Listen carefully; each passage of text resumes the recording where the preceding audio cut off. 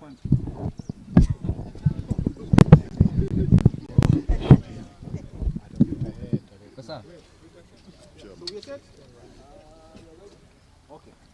right. Thank you very much and good morning, members of the Fourth Estate. Welcome to the APTC. As you are aware, we've been here briefly, and we had a good meeting yesterday as members of the Security Committee in the Ministry of Interior to discuss issues that are grave and were raised against our staff.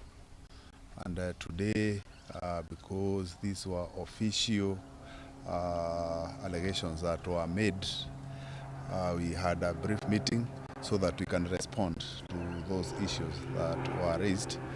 And we have today been here representing the rest of the staff in the security sector. We have Director of Criminal Investigation. We have our DIG responsible for the Administration Police Service. We have our DIG responsible for Kenya Police Service, Wanambogwa. We have the Inspector General of Police, you know him, Mr. Mutyambai. To my left, the farthest left, we have our Secretary to the National Administration, Mr. Osia, and to my immediate right, left, we have the Regional Commissioner for Nairobi to represent his colleagues here, Mr. Kang'ethe Thuku. And obviously this press briefing has been convened by the Cabinet Secretary for Interior to just respond to the issues that were raised by the Deputy President against our staff yesterday. So, Waziri, karibu. Thank you, PS and my colleagues from the security sector who are here this morning. And thank you, members of the Fourth Estate Press, for coming along. And we remain very grateful to you for your constant coverage, our interaction with you as always when we have issues such as this.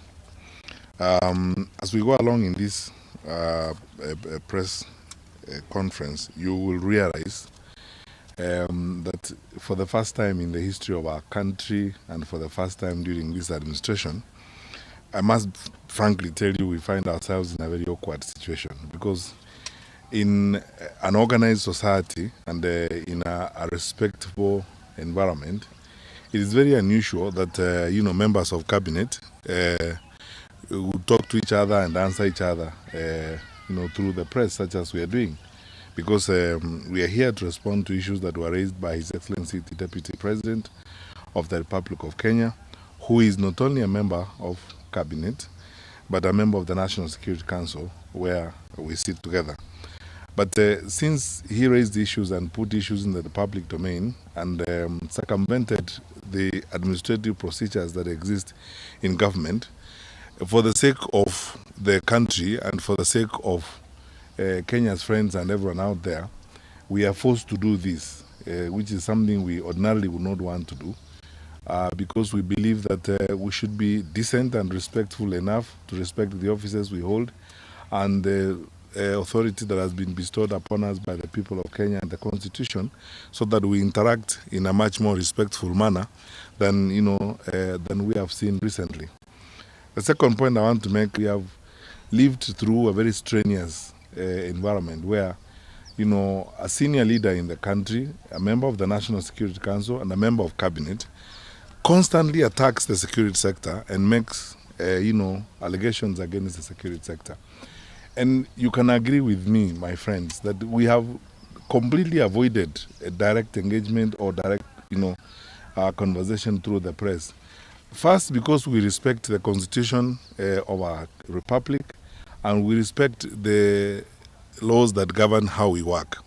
Secondly, because, we believe in the good order of society, and we have avoided for the last 4.5 years to 5 years, when we have had all these challenges, we have never felt it necessary to, do what we are doing today. But look, it appears that such is life. So here we are, and we hope that we don't have to do this. Kenyans expect that we as their leaders will behave responsibly, solve whatever challenges we have responsibly within the institutions that we have, and avoid treating the country to a very bizarre theater and a very absurd way of engaging, where senior leaders complain about structures they are supposed to work with, and all go out to the public and excoriate or subject senior public servants to insults and ridicule in very disturbing ways. But therefore, I will do my best to be as measured as possible and to be as respectful as possible, knowing as I do that we have a country to manage, we have an election ahead, and the country should not be treated to sideshows and the kind of theatrics that we have seen recently. His Excellency the Deputy President, who is also the presidential candidate for the United Democratic Alliance, used statement. One, that the government to campaign for Azimio la Umoja, One Kenya Alliance presidential candidate. Two, that the national government administrative officers, especially chiefs and their assistants, are being mobilized to rig next week's general elections against the UDA presidential candidate through suppression of voter turnout and or buying or holding identification cards. Three, that the cabinet secretary and the principal secretary in the Ministry of Interior and Coordination of National Government and government administrative officers in the Rift Valley, and they actually named 4 of our officers, I'm going to talk about them, have been holding meetings illegally and planning to provoke ethnic conflict in that part of our country. And fourthly, that the government, through the Communication Authority of Kenya and the Kenya Power and Lighting Company, plans to interfere with the conduct of the general elections by disrupting the communication networks and the electricity supply. I would like you to note, and if you have not read the statement by the Deputy President, please go back and read it. Not a single shred of evidence is presented to back any of those allegations. They are just serious allegations and general statements made without any evidence. So, number one, as the government and its senior officials mobilize to campaign for any particular candidate, the answer is simply no. Number two, have we instructed national government administration officers to campaign for any particular candidate? The answer is no. Have we been meeting chiefs in secret meetings and planning against the UDA presidential candidate? The answer is no. I mean, there's no evidence presented on that. Have the cabinet secretary, principal secretary, and senior Ngao officials been holding meetings and threatening chiefs to campaign for or support a particular candidate? The answer is no. No evidence is presented of this. They're just sweeping statements that are just made for the heck of it. And then finally, I'll talk very briefly about CAK. It's an independent institution. I'll just comment about that merely from the point of view of what our role is and what we know about that. But even that claim is not backed by any evidence. One, the structure of the security management of the country starts from the highest national security organ, which is the National Security Council. The National Security Council is chaired by His Excellency the President. And I have to say here that I have expressed clearance from the President to do this press conference, because I couldn't if I didn't have clearance from the President to do it, because that is how an orderly country is run. The National Security Advisory Committee after that. And the National Security Advisory Committee is comprised of the technical officers, the heads of the security agencies, and the others, who manage the security institutions across the country. Then from there we go to the respective ministries, and from the ministries we go to the regions, from the regions we go to the counties, from the counties we go to the sub-counties, all the way to the sub-locations. right from the sublocation, the assistant chief chairs the security committee at the sublocation level. The chief chairs the security committee at the location level, and all the way to the National Security Council. The security sector is a very regimented arrangement. You don't have the freedom, and you have no capacity to work outside of it.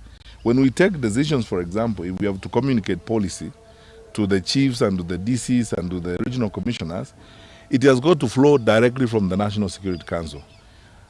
I am not aware, because there doesn't exist a discussion that has happened at the National Security Council authorizing us to meet the chiefs and instruct them to campaign for anyone. And if His Excellency the Deputy President has got evidence to that effect, he should provide it to the public, because that evidence would reside in the minutes of the National Security Council or in the agenda of the National Security Council, and then that communication will be translated in a memo by the head of the public service, who is a secretary to the council, which I have not seen. I am not aware of it. Have public servants been mobilized to campaign for any particular candidate? The answer is no.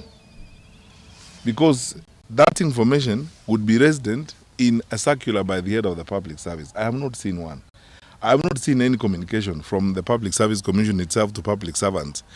And public servants are all governed by a code of conduct, which is very strict on how these things are supposed to be done. Thirdly, my friends, all meetings we have with chiefs and assistant chiefs are held in public. We either meet in county commissioners' offices, in church halls, in schools. The most recent meeting that PS Kibicho and I had with the chiefs of Nyamira and Kisi was held at Tombe Girls, in a public school, a public place where everybody can access. Government is not a secret society. You know, these allegations create an impression that government has been operating like a secret society. Government is not a secret society, which meets somewhere under a tree and conspires. We're not engaged in any conspiracy against anyone. And the things we do are guided by an agenda. And in most cases, we take notes of this. And I am not aware, and we have never had meetings anywhere to instruct chiefs or instruct assistant chiefs to do whatever needs to be done. Fourthly, which I think is an important point to make, the interface between national government and county governments in the implementation of public policy is done through the national government administration. We have worked with chiefs on and assistant chiefs and our deputy county commissioners on 100% transition. We have worked with them on the war against FGM. We have worked with them on the gender violence. We've worked with them on a huge number of issues before. And we hold these meetings openly. Right now, as I speak to you, the Ministry of Health is running a campaign jointly with the Ministry of Interior on the triple threats, you know, the resurging numbers of HIV/AIDS cases across the country, gender violence, sexual harassment, and so on. And the Ministry of Health officials and health parastatals are teaming up with chiefs and assistant chiefs across the country to hold meetings, such as happened in Kiambu last week, and the meetings are taking place across the country. If you see chiefs and assistant chiefs meeting with public health officials, that is what they are discussing. And all these people going there, how can it be that we go to those meetings to discuss elections or voting for this person or the other person? There's nothing truthful about this. All these are just lies. Plainly speaking. Have the PS and the CS been involved in mobilizing chiefs and intimidating them? How can you do it? Because we are bound by our constitution, we are bound by our law. We work in a manner that we know we must be accountable for the things we do. And for anything we do, we can and will be called to account, on anything we do. I am not aware, and actually I can speak authoritatively, that my peers and I have not, our people are being sorted out and are being managed well across the country. I was in Molo the day before yesterday, where we had a large meeting looking at what are the issues that we have to deal with. Are we prepared? Are we ready? With all the 14 county commissioners and all the 14 county police commanders and the team.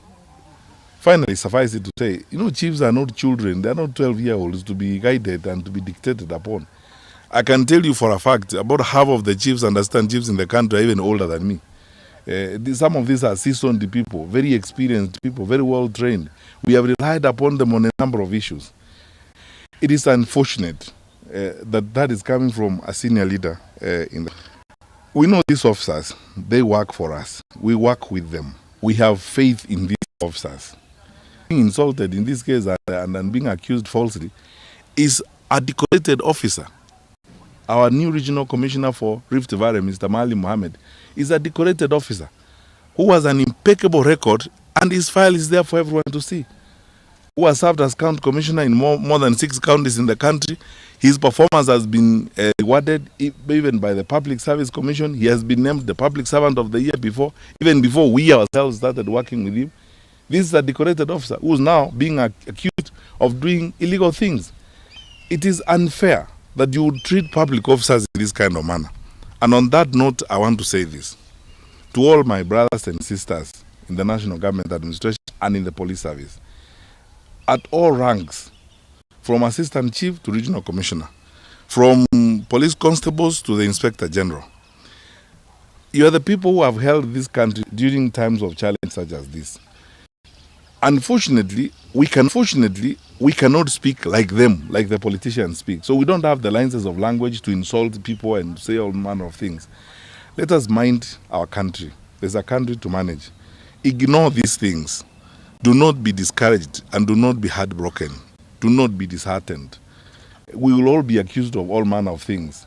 I know that at a time like this during the campaign, nerves are raw, and you know, people are now venting their frustrations, their bent up emotions, and being vented. And many of my senior colleagues, like the regional commissioners, Mr. Thuku is here, have done elections more than I have done.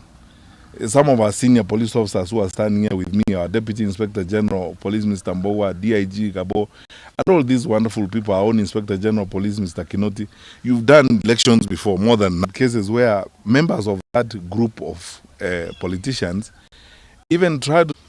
Mr. Kinoti knows this. We are documenting every one of these criminal activities because profiling public servants like chiefs and assistant chiefs, circulating their. The government has not mobilized any public servants to campaign for anybody, period. Chiefs and assistant chiefs have not been mobilized or instructed to campaign for anyone. Not operate that way. Our responsibility is defined by the law. We are working very hard, working with fellow. We support the IEBC to conduct free and fair elections. That we shall do with commitment. We will look neither to the right nor to the left. We will remain focused on that goal to ensure that we serve our people. I am not aware of any scheme or any effort to influence the Communications Authority of Kenya or any effort to influence the Kenya Power and Lighting to switch off power. Sometimes in a civilized world, some of these claims, I find them too cheap and too ridiculous to even think about. And when they come from the mouths of senior leaders, you sometimes don't know whether to laugh or cry. It's so petty to imagine that an organization that enjoys such institutional autonomy and protection by the law, like the Communications Authority of Kenya, would resort to such primitive things like, you know, interfering. We have said this several times before. I'm as Minister for Interior, I'm the one who would invoke the Public Order Act. We have said it several times because this is a matter that we have all discussed and agreed. We are not going to shut down the internet. We are not going to interfere with social media and so on. Why would we do that? Kenya is come of age. I agree with His Excellency the Deputy President as a shortage of fools. And I think that applies more to some of those petty claims that he's making and so on than anything else. Because really, how would you... I mean, Communication Authority of Kenya, with the reputation they have. You know, by the way, people forget, we sit at the International Telecommunication Union as a country at the ITU. We are very respected at the ATU. Kenya has taken its place of pride and honor in the ICT sector in the globe. How would we resort to doing some of those petty things like, you know, shut down the internet, or CAK has been instructed by who? To do what? There's nothing, there's no evidence in any of those claims that have been made.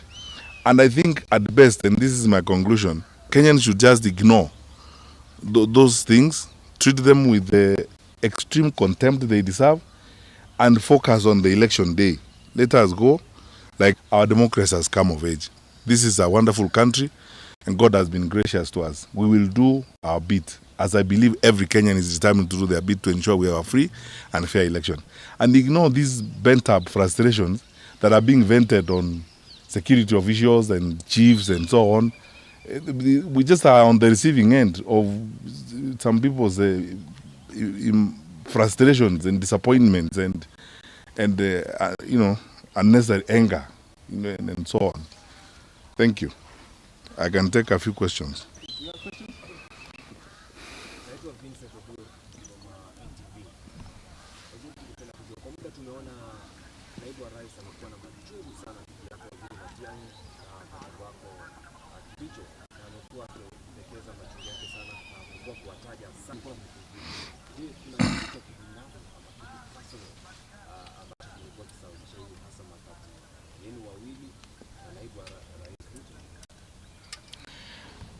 Sisi hatujamjibu. But you see, when you ask that question, it's two-way. Do we have a problem with His Excellency the Deputy President, or he has a problem with us? That is something we need to figure out. Kwa sababu, sometimes I ask this, and please allow me on this particular one, I'm going to break out of the edict of collective responsibility.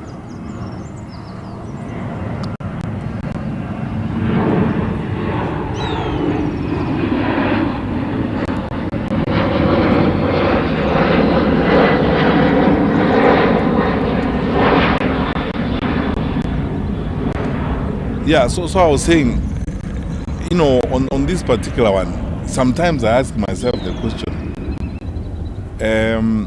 does His Excellency the Deputy President think anything of anybody? If you look at our sector, there's a pattern to this.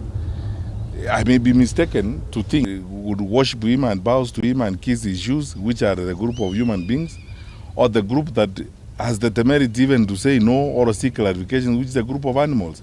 In our sector alone, who does he think anything about?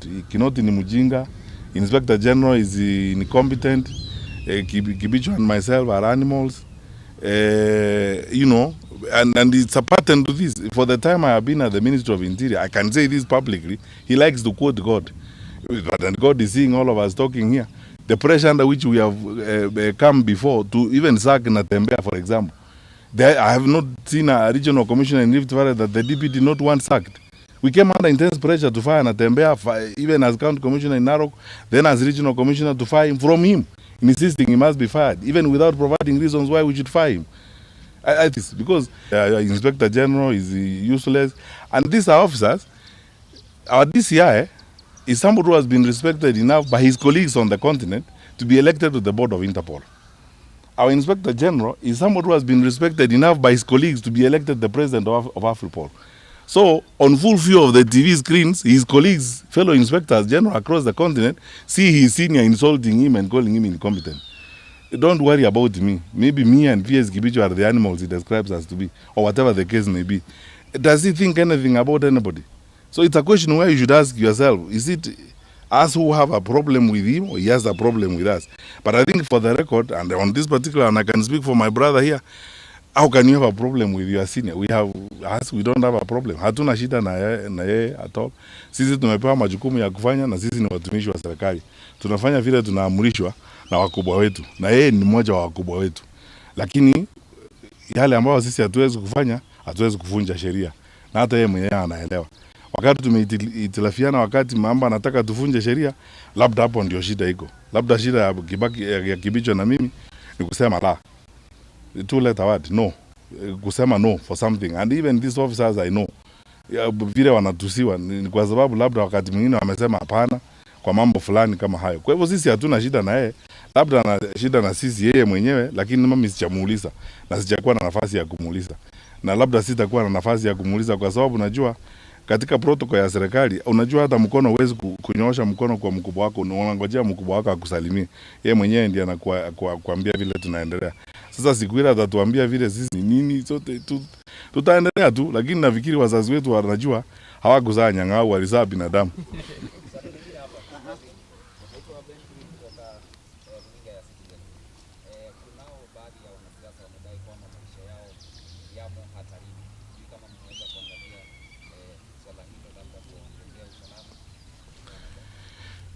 Can you give me an example of who has claimed their lives are in danger?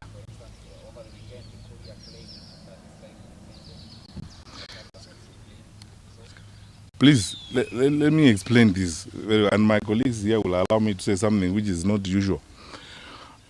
The decisions we make in the security sector, the Inspector General or the DCI or the DIG Mbogo or DIG Gabo will not make a decision based on whims or ordinary things.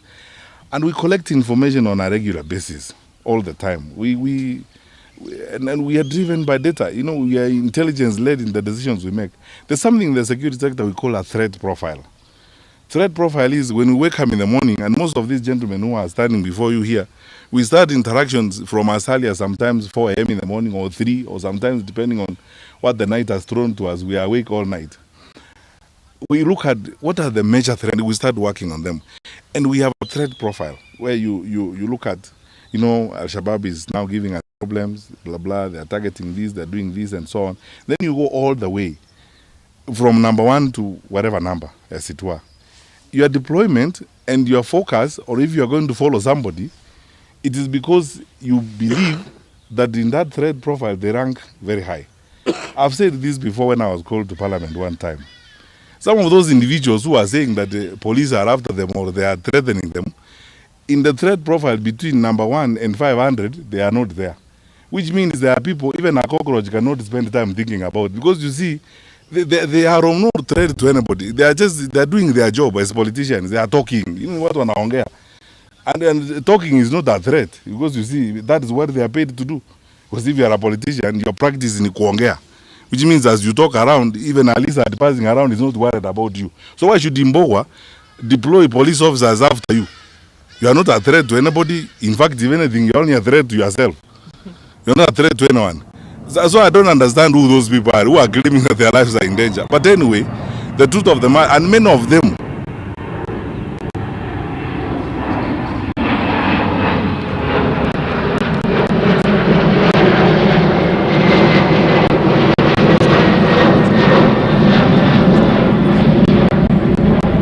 sorry about that. I hope we will finish before another plane. So those who are making those claims, some of these sympathy-seeking or sympathy-craving, publicity stunts about, oh, my life is in danger and so on, police are after me. And these gentlemen have better things to do. And as I told you, if they have to go to look at somebody, they look at the threat profile. Where do you feature? If between number 1 and 600, you don't feature, why would a senior police like, you know, Mbogo spend time on you, honestly, and deploy police to look after you? You are not a threat to anybody. You are not a threat to if anything, you are a threat to yourself. So why would we now say you put police officers behind you and so on? So people keep making all these silly claims around. But anyway, anytime anybody has come up and said, I have a problem, and genuinely there is a problem. Even this morning I was meeting more security. Anyone who has walked up to the Inspector General Police or any of his structures and requested for additional security will get it. And let me repeat it here again today. Wherever you are, Mr. So and so, Madam So and so, wherever you are, if you feel, talk to the OCS there and report the matter, or look for your sub-county police commander or your county commander, whoever you will meet, we will give you security that you need. It is your right. We will not be doing you a favor. It is your right, and it's our duty to make sure that you are safe. But these are the claims that people are making. As I told you, when you look at the threat profile and you discover the person who's claiming that, oh, his life is in danger and we have deployed police vehicles to follow him around, you discover it's somebody who, as I've told you, even a cockroach will not bother to think about for a second time.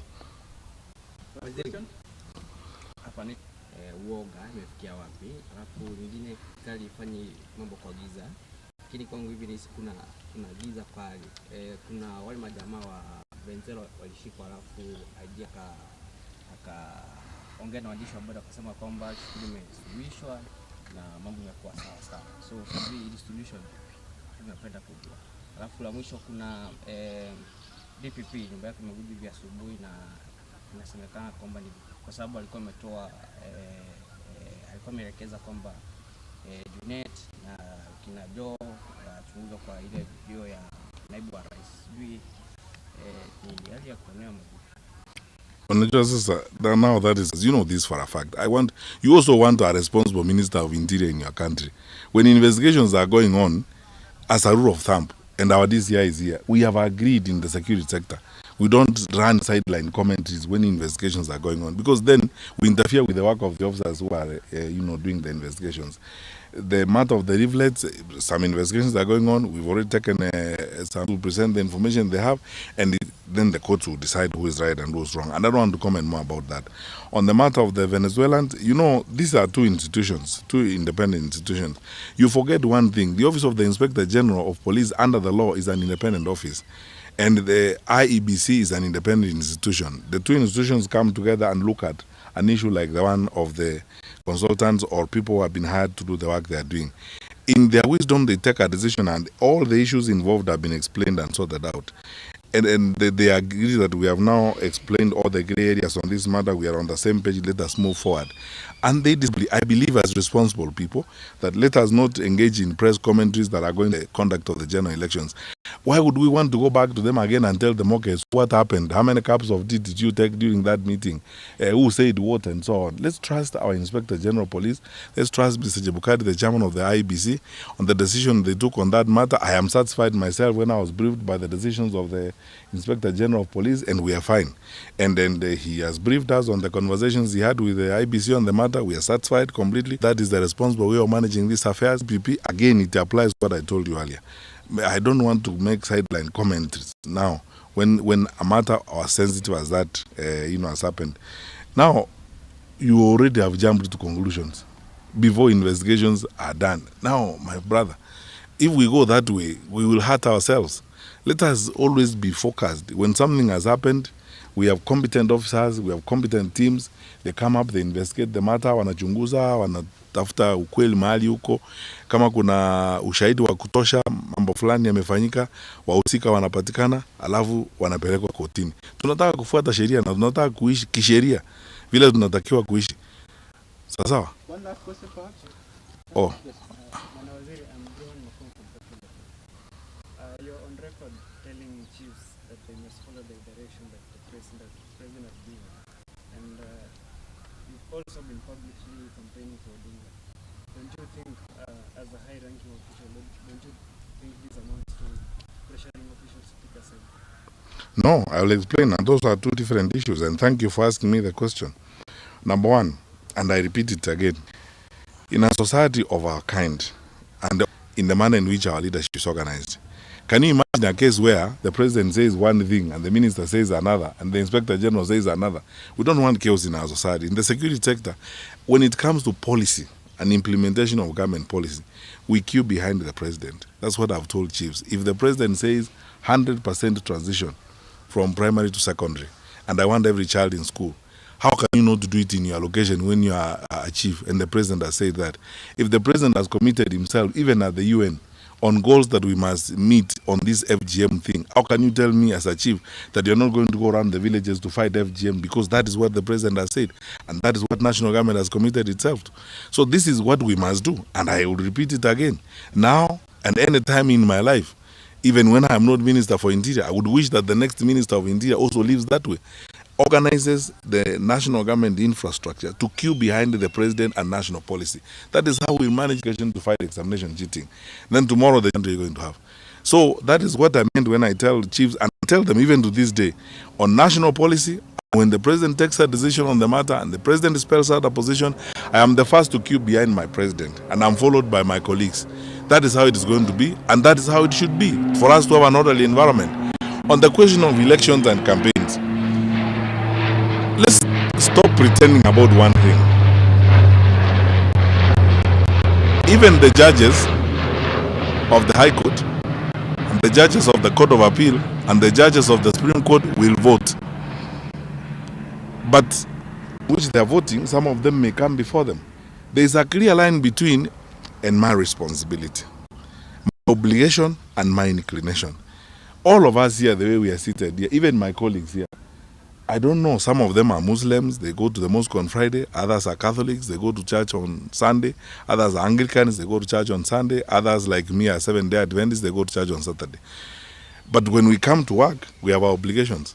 I will not wear the lenses of my religious inclination.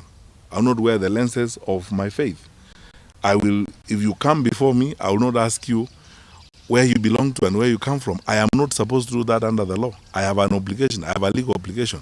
So there must be a line drawn between legal obligations and personal inclinations. To pretend here that people do not have any, even our officers, police officers will vote. They have inclinations, they may have preferences, but they know that when they wake up in the morning and they are wearing kofia, kiraoni, na wanabeba bunduki, they are going to work, they are going there to serve every Kenyan. And they will not ask every Kenyan, where did you vote? No, no, no. That's you're not allowed to do. So let us agree on this particular matter. There's a very clear line between obligations and inclinations. And there's nothing wrong with people having, inclinations. That's why we are a democracy. That people have opinions, they have preferences, and no one forces anyone to. You don't have to agree with me. You don't have to I don't have to agree with you. But I can express myself and say, as far as I'm concerned, I think this is the way we should go. That's my opinion. Even in the offices where we work, we have different opinions sometimes on issues. But we don't sack people because they have expressed differences of opinion, because we understand the line between obligations and inclinations. And this is what people oftentimes confuse and so on. The Constitution says the President will appoint cabinet ministers who are technocrats. It doesn't say the President will appoint robots, switch on and switch off robots to the cabinet. In any case, by the way, some of the politicians who are hypocritically parroting that around the country are the same ones who keep saying, perhaps we should have ministers who are elected members of parliament who sit in parliament. So what is what? Because these contradictions sometimes, and I have preferences. Deliver on my constitutional obligations without fear or favor. And when it comes to that, I will remove my inclinations and serve every Kenyan as I'm supposed to serve. And I've done that before. And everyone else who's serious has done that before. But let's stop these excuses, saying, oh, you have expressed preferences and so on. We express preferences all the time. That's why you are dressed in jeans and I'm dressed in suits. That's a different way of looking at things. Thank you.